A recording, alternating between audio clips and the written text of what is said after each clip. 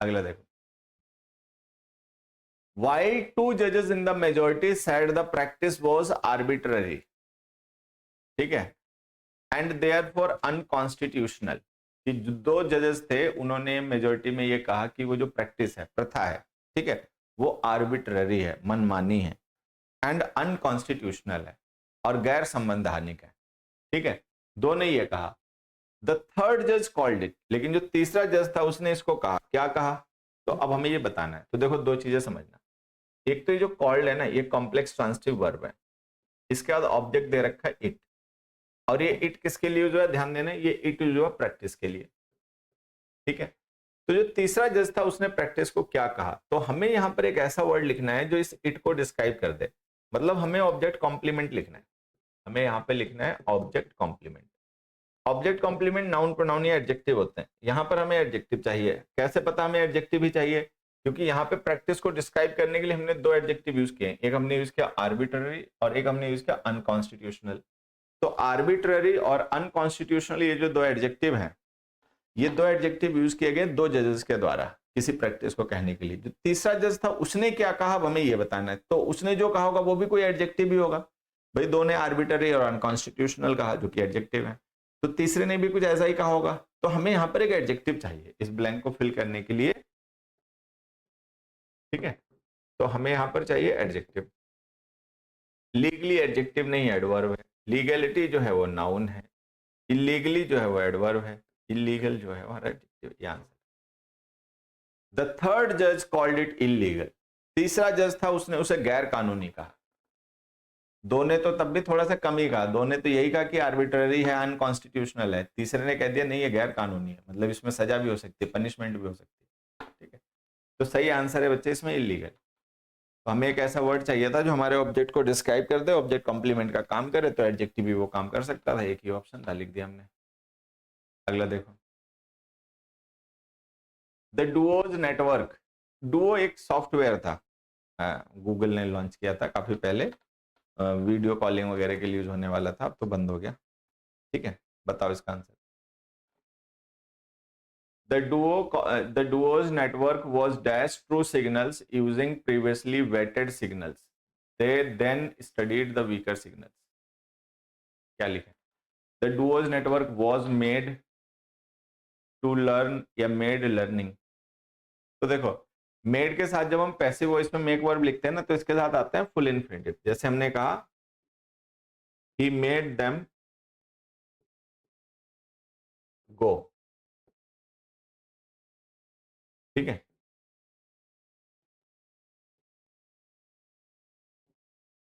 They were made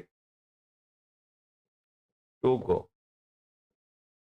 तो ये आप सबने पहले कभी ना कभी पढ़ा होगा कि मेड वर्ब जो हम एक्टिव वॉइस में यूज करते हैं तो इसके साथ बेयर इन्फिनिटिव यूज होता है, वर्ब के बेस फॉर्म बिना टू के। लेकिन जब हम मेड वर्ब को पैसिव वॉइस में यूज करते हैं तो वो जो बेयर इन्फिनिटिव होता है फिर वो फुल इन्फिनिटिव फॉर्म में इसके बाद यूज होता है। तो यहाँ पे देखो हमने मेक वर्ब को ना पैसिव वॉइस में यूज कर रखा है, लिखा ना वॉज हेल्पिंग वर्ब, तो वॉज मेड यहाँ पे पैसिव वर्ब है, तो इसका इन्फिनिटिव आएगा, तो ये जो हमने जेरन लिखा है गलत है, ठीक।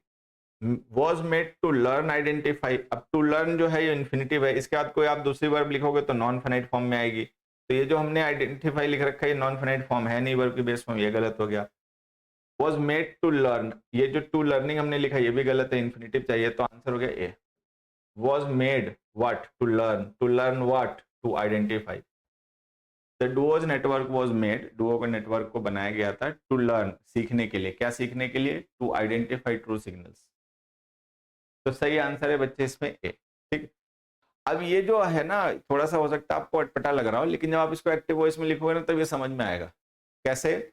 दे made the duos network to learn to identify, they made the duos network to learn to identify, ठीक है। तो सही आंसर है ए। अगला देखो, but understanding what constitutes such dash and making sure that patients get it isn't as straightforward as it seems. Answer बताओ।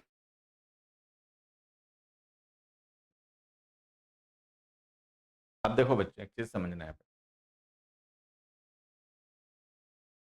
what constitutes such dash, तो जो सच हमारा डिटर्मिनर है, ठीक है, इसके साथ जब हम कोई नाउन लिखते हैं तो वो नाउन हमेशा इंडेफिनिट आइडेंटिटी का होता है।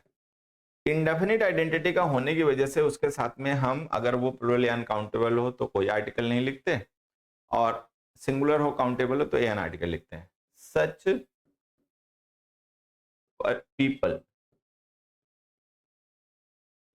सच अ पर्सन, ठीक है। तो अब देखो सच के साथ हमने यहाँ पे लिखा पीपल, प्लूरल नाउन है तो कोई आर्टिकल नहीं, बिना आर्टिकल के। सच के साथ हमने यहाँ पे लिखा है काउंटेबल नाउन सिंगुलर नंबर तो ए आर्टिकल। तो सच के साथ में जो लिखे गए नाउन्स होते हैं वो जनरल या इंडेफिनिट आइडेंटिटी के होते हैं, उनके साथ द आर्टिकल यूज नहीं होता, ठीक है। तो ये जो द मिरेकल डाइट है ये गलत, ठीक है। मिरेकलिंग जो है ये भी गलत। मिरेकल करना मतलब जादू करना, ठीक है। डाइट जादू नहीं करेगी तो वो ऑप्शन भी गलत हो गया। अब या तो हम लिखे मिराकुलस डाइट या हम लिखे मिरेकल डाइट, ठीक। अब दोनों में एक हल्का सा डिफरेंस है बस। मिरेकल वर्ड वैसे नाउन होता है, ठीक है, मिराकुलस उसकी एडजेक्टिव फॉर्म है, ठीक है, लेकिन दोनों में एक डिफरेंस है।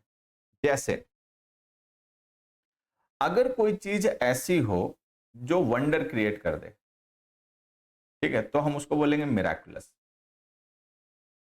जैसे miraculous presence, miraculous presence of the person there. तो मिराकुलस प्रेजेंस का मतलब कि हैरत करने वाली प्रेजेंस, कि वो आदमी वहां पे होना नहीं चाहिए लेकिन मिराकुलस रूप से वहां पे प्रेजेंट था, ठीक है। तो ये हो गया। जब हमें मिरेकल का मतलब ये कन्वे करना हो कि जिसका रिजल्ट अनएक्सपेक्टेड हो, तो हम मिरेकल को ही यूज कर लेते हैं एज अ मॉडिफायर। डाइट है, फूड है, ट्रिक है, इनके साथ हम मिरेकल वर्ड को ही यूज करते हैं, ठीक है। मिरेकल डाइट, तो मिरेकल डाइट का मतलब हो गया a diet which is miracle. इसका मतलब ये होता है, मतलब हम इसको जब एक्सप्लेन करते हैं मीनिंग में, तो अ मिरेकल डाइट का मतलब हो गया a diet which a miracle, एक ऐसी डाइट जो कि खुद मिरेकल है, मतलब जो जादू है। तो जब हम डाइट नाउन को डिस्क्राइब करेंगे तो उसके साथ में मिरेकल वर्ड जो है इसी को मॉडिफायर बनाएंगे, मिरेकुलस को नहीं। तो इसमें आंसर है हमारा सी। अगला देखो, election was an opinion minus democracy. Election जो था वो क्या था, एक ओपिनियन माइनस डेमोक्रेसी था, मतलब एक ऐसा ओपिनियन था जिसमें डेमोक्रेसी थी ही नहीं। In which the innocent and helpless, जिसमें जो इनोसेंट और असहारा लोग थे, बेसहारा लोग थे, dash governments muscle power state machinery, तो जो गवर्नमेंट की मसल पावर है स्टेट मशीनरी, उसके खिलाफ उनको पिट किया गया। पिट करना मतलब होता है किसी की क्षमताओं को, किसी की स्ट्रेंथ को टेस्ट करना, उसको दूसरे से भिड़ा के। जैसे कोई पर्सन है, उसमें कितनी काबिलियत है, कितनी ताकत है, इसको टेस्ट करना है ना, तो उसकी भिड़ंत करवा दो किसी से, पता चल जाएगा। तो पिट जो वर्ब होती है इसका मतलब होता है to put somebody in test, ठीक है, किसी एक को दूसरे के साथ में स्ट्रगल करवाना, उसकी स्ट्रेंथ और काबिलियत को जज करने के लिए। तो पिट के साथ वर्ब यूज होती है अगेंस्ट, अपोजिशन की वर्ब अगेंस्ट, प्रेपोजिशन अगेंस्ट होती है, तो इसके साथ में पिट के साथ यूज होता है अगेंस्ट। यहाँ पे अमंग लिख रखा है तो ये गलत हो गया, ठीक है। यहाँ पे पास्ट टेंस लिखा हुआ है तो ये पास्ट के किसी फैक्ट की बात हो रही है, तो ये जो वुड मॉडल हमने यूज किया और ये जो प्रेजेंट परफेक्ट टेंस यूज किया, ये दोनों भी गलत हो गए, क्योंकि पास्ट की बात हो रही है ना, मेन क्लॉज पास्ट में। तो सही आंसर हो गया ए। Election was an opinion minus democracy in which the innocent and helpless people were pitted against, जो बेसहारा और निर्दोष लोग थे, उनको जो गवर्नमेंट की मसल पावर स्टेट मशीनरी है उसके खिलाफ उनको पुट कर दिया गया, रख दिया गया, उनसे भिड़ने के लिए छोड़ दिया गया, ठीक है। She is expected to be a candidate of continuity and is also expected to take a stand for, कि वो जो है उससे अपेक्षा की जाती है कि वो कैंडिडेट ऑफ कंटिन्यूटी है, मतलब वो इस काम में आई है तो वो कंटिन्यू करेगी, मतलब बीच में छोड़ के नहीं जाएगी, ठीक है। एंड इज ऑल्सो एक्सपेक्टेड, और उससे ये भी एक्सपेक्टेड है, क्या एक्सपेक्टेड है, to take a stand for, कि वो अपना एक पक्ष ले, ठीक है। टेक अ स्टैंड फॉर का मतलब कि वो एक अपना दृढ़ मतलब स्टैंड ले, एक अपना पक्ष ले कि इस साइड है या उस साइड है, मतलब अपना व्यू क्लियर करे। Take a stand for what, आप ऑप्शन दे रखे हैं, तो फॉर प्रेपोजिशन है, फॉर जो है ये प्रेपोजिशन है। अब हमें यहां पर इस प्रेपोजिशन का ऑब्जेक्ट लिखना है, ठीक है। अभी इतने ऑप्शंस आपको दे रखे हैं, radically economic transformation, radically economic पहला दूसरा सेम है क्या? तो गलती हो जानी। Radical economic transformation, radically economics transformation, तो जो इकोनॉमिक्स है ये तो आना नहीं, इकोनॉमिक्स सब्जेक्ट नेम होता है तो हटा दो। ट्रांसफॉर्मेशन नाउन है, उसको डिस्क्राइब करने के लिए एडजेक्टिव आएगा, तो इकोनॉमिक ठीक है। अब ये दोनों सेम सही है, एक को तो हम ऐसे कैंसिल कर रहे हैं, ऐसे हटा दो, इसको है ही नहीं, ठीक है। मान के चलो बस 3 ही ऑप्शन है यहाँ पे, ये असल में 2 सेम से हो गए ना, तो गड़बड़ हो गई। चलो 3 ऑप्शन।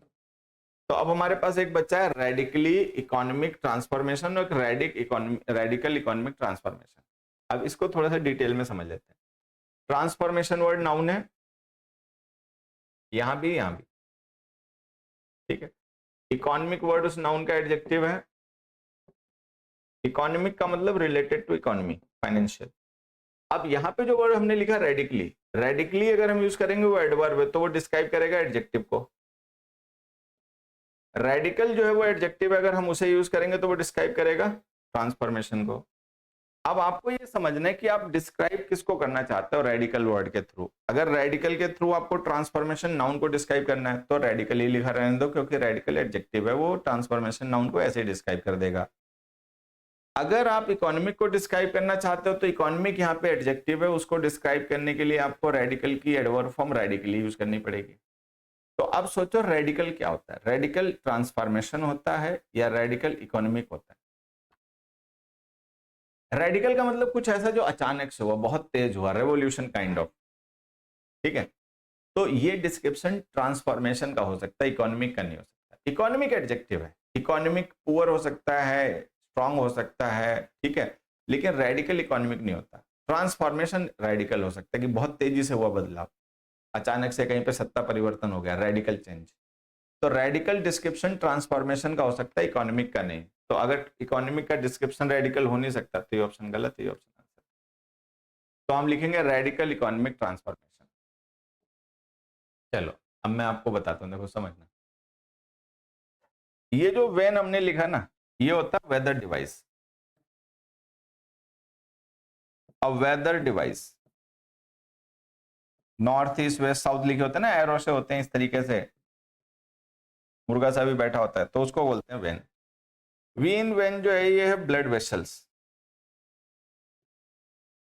ब्लड वेसल्स होती है ना, वेन्स एंड आर्टरीज। ये जो वेन है ये होता है एक वैगन। वैगन का मतलब गाड़ी, फार्म वैगन होती है, खेतों में काम करने के लिए, इधर उधर अनाज को या चीजों को ढोने के लिए, मतलब पैसेंजर व्हीकल नहीं होता। ये जो वेन होता है इसका मतलब होता है यूजलेस, अबॉर्टिव, ठीक है। घमंडी भी होता है हालांकि इसका मतलब। इंग्लिश में एक फ्रेज होती है, I did it all in when.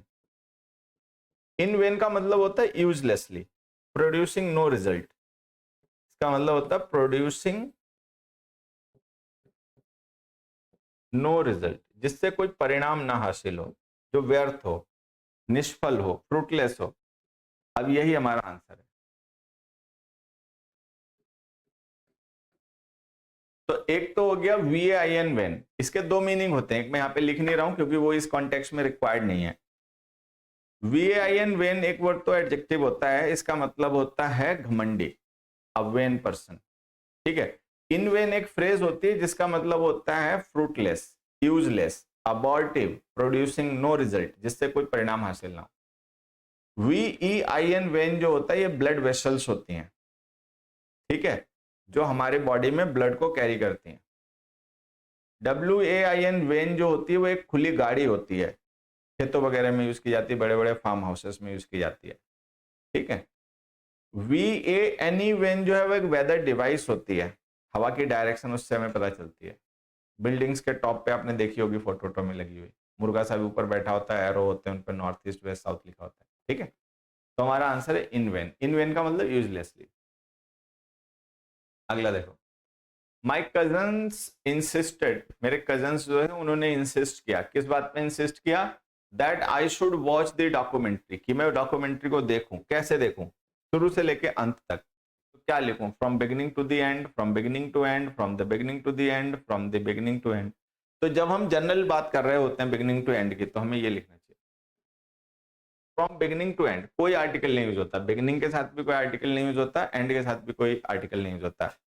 The beginning या द एंड हम तभी लिखते हैं जब बाद में वो नाउन मेंशन हो, the beginning of the documentary, the end of the documentary. Otherwise जब हम इन जनरल यूज करते हैं किसी चीज को कंप्लीटली, ठीक है, जब हमें ये रेफर करना होता है मीनिंग कंप्लीट या कंप्लीटली, ठीक है, तो हम बिगिनिंग और एंड के साथ कोई प्रेपोजिशन कोई डिटरमिनेंट नहीं यूज करते, सिंपल यूज करते हैं फ्रॉम बिगिनिंग टू एंड, ठीक है। I was there from beginning to end, मैं शुरू से लेकर लास्ट तक वहीं था, इसका मतलब ये द बिगिनिंग द एंड तभी लिखना है जब उसके बाद में ऑफ लिखा हो और वो नाउन लिखा हो जिसके बिगिनिंग और एंड की बात हो रही है। The beginning of the book, the end of the book, the beginning of the match, the beginning of the war, the beginning of the जो भी, ठीक। तो हम इसमें आंसर लिखेंगे from beginning to end. She dithered every time she dash a decision, dither करना मतलब hesitate करना, जो डिथर वर्ब है ना ये पास्ट टेंस में, इसका भी ध्यान देना। डिथर का मतलब होता है हेसिटेट करना, मतलब आपको कोई डिसीजन लेना है लेकिन आप हेसिटेट कर रहे हो, झिझक रहे हो, आप बोल्डली सोच नहीं पा रहे क्या करें क्या ना करें, ठीक है। डिथर करना मतलब हेसिटेट करना, टालना, डिले करना। अब मेन क्लॉज पास्ट में, तो अगर मेन क्लॉज पास्ट में तो आगे जो भी आप क्लॉज लिखोगे वो भी पास्ट में आएगी, तो मेक्स आएगा नहीं, गलत हो गया। मेक आएगा नहीं, ये भी गलत हो गया, ठीक है। विल मेक आएगा नहीं, ये भी गलत हो गया, हैड टू मेक ही आ सकता है बस, ठीक है। तो मेन क्लॉज हमारे पास्ट में है, हम ऐसे ही जान गए कि जो हम बात बता रहे हैं वो पास्ट की बात है, ठीक है। तो उसमें प्रेजेंट या फ्यूचर टेंस की वर्ब आएंगे नहीं, ए सी डी ऑप्शन हमारे गलत हो गए। सही आंसर हो गया had to make. She deserved every time she had to make a decision, जब भी उसको डिसीजन करना पड़ता था तो वो हर समय टाल देती थी, हेसिटेट करते थे डिसीजन लेने में, ठीक है। अगला देखो, the student dash to represent the school was the epitome of dedication and excellence.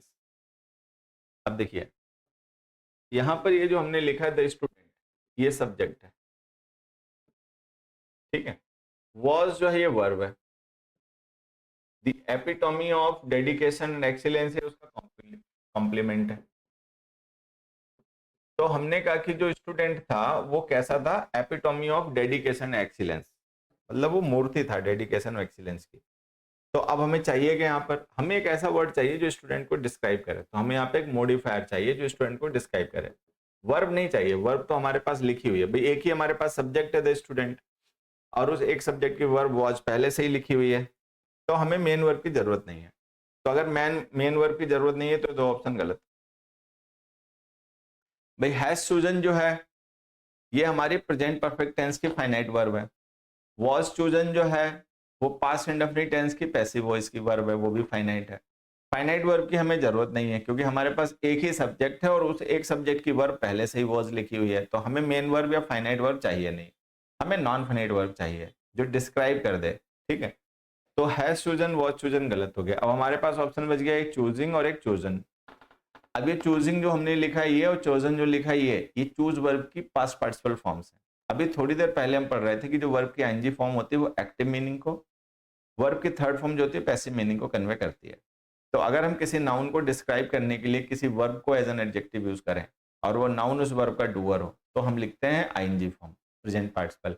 अगर वो नाउन नहीं कोई और डूअर हो तो हम लिखते हैं थर्ड फॉर्म पास्ट पार्टिसिपल। अब एक चीज सोचो, जो स्टूडेंट है जिसको जिसने स्कूल को रिप्रेजेंट करना था उसने चूज किया होगा किसी को या उसको किसी ने चूज किया होगा? तो कॉमन सेंस की बात है, स्टूडेंट ने तो चूज नहीं किया होगा किसी को, स्टूडेंट को अथॉरिटीज ने स्कूल के मैनेजमेंट ने चूज किया होगा कि भाई ये बच्चा रिप्रेजेंट करेगा स्कूल को कहीं पर, ठीक है। तो वो जो स्टूडेंट है उसने चूज नहीं किया होगा, उसको चूज किया गया होगा, तो ये ऑप्शन गलत हो गया, ये ऑप्शन आंसर, ठीक है। तो लिखो the student chosen to represent the school, मतलब वो बच्चा जिसको चुना गया था स्कूल को रिप्रेजेंट करने के लिए, ठीक है। अगला देखो, ठीक है। आई एम अ सोल, मैं एक आत्मा हूं, ठीक है। अ फ्री बर्ड, एक मुक्त पक्षी, which has the power to dash, जिसमें शक्ति है, किस चीज की शक्ति है?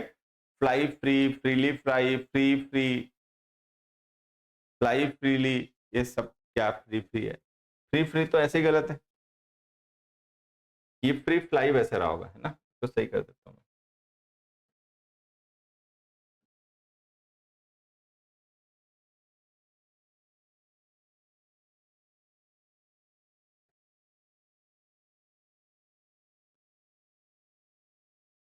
ठीक है, आप देखो एक चीज समझ, ये जो फ्लाई वर्ब है, ठीक है, उसका मतलब तो हमें पता ही है। उसके साथ ही जो दो वर्ड हम यूज कर रहे हैं फ्री और फ्लाई, उनको एक फ्री और फ्रीली, उनको समझ लेते हैं। देखो फ्री जो वर्ड होता है, एक तो ये एडजेक्टिव होता है, ठीक है, जब इसका मतलब होता है मुफ्त या आजाद भी होता है, इंडिपेंडेंट भी होता है, जैसे वो लिखा ना फ्री। और एक होता है फ्रीली। तो फ्री वर्ड जो होता है, एक तो एडजेक्टिव होता है, जब एडजेक्टिव होता है तो फ्री का मतलब इंडिपेंडेंट होता है, फ्री का मतलब मुफ्त होता है। Free bag, free books, free books का मतलब बिना पैसे के जो बुक्स मिल गए वो। लेकिन यहां पर हमें उसको फ्लाई वर्ब के साथ यूज करना है, तो फ्लाई वर्ब है, उसके साथ एडजेक्टिव तो आएगा नहीं, उसके साथ एडवर्ब आएगा। तो जब फ्री और फ्रीली एडवर्ब होते हैं तो इनका मीनिंग क्या होता है? फ्रीली का मतलब होता है इंडिपेंडेंटली, इंडिपेंडेंटली, विदाउट रिस्ट्रिक्शंस, बिना रोक टोक के, अपनी मर्जी से, विलिंगली,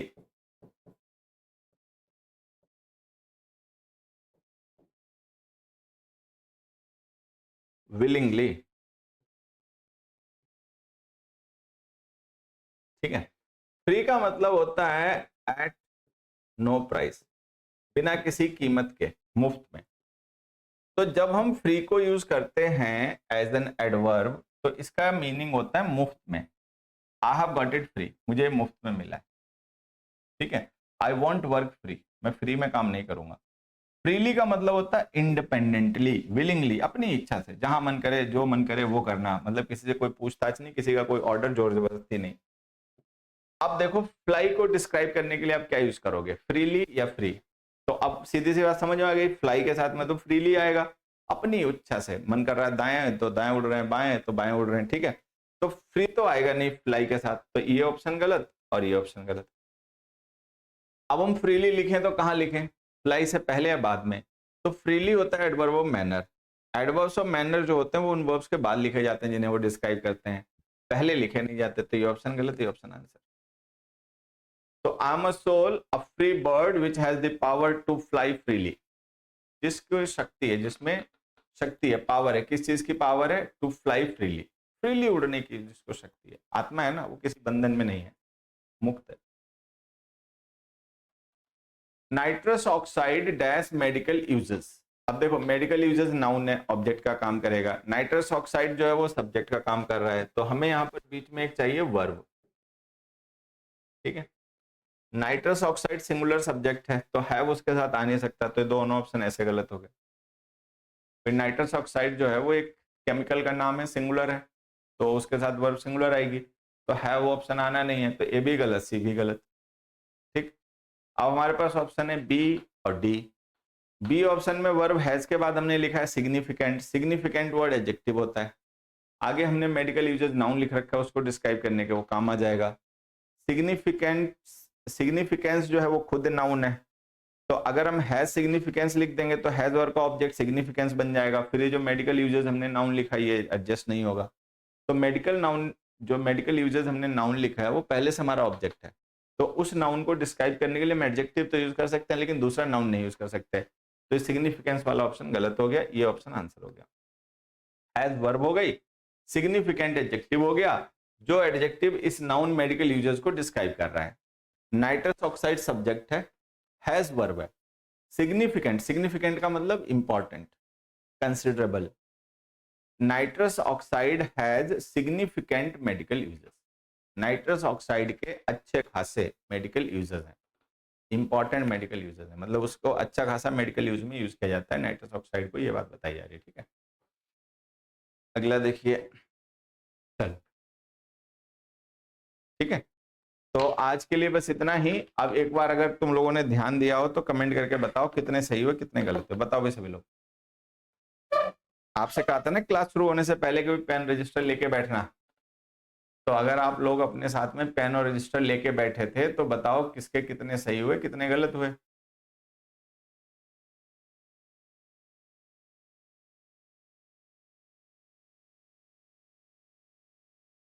कोई हिसाब किताब लगाया? चलो नहीं लगाया हो तो ये अभी बाद में लगा लेना और फिर मुझे उसको व्हाट्सअप कर देना, ठीक है, व्हाट्सअप करके मुझे बताना। आज के लिए फिर इतना ही रखते हैं, अगली क्लास में मिलेंगे, तब कुछ नया पढ़ेंगे, ठीक है? तब तक भाई खूब पढ़ो, खूब बढ़ो। Thank you, bye bye.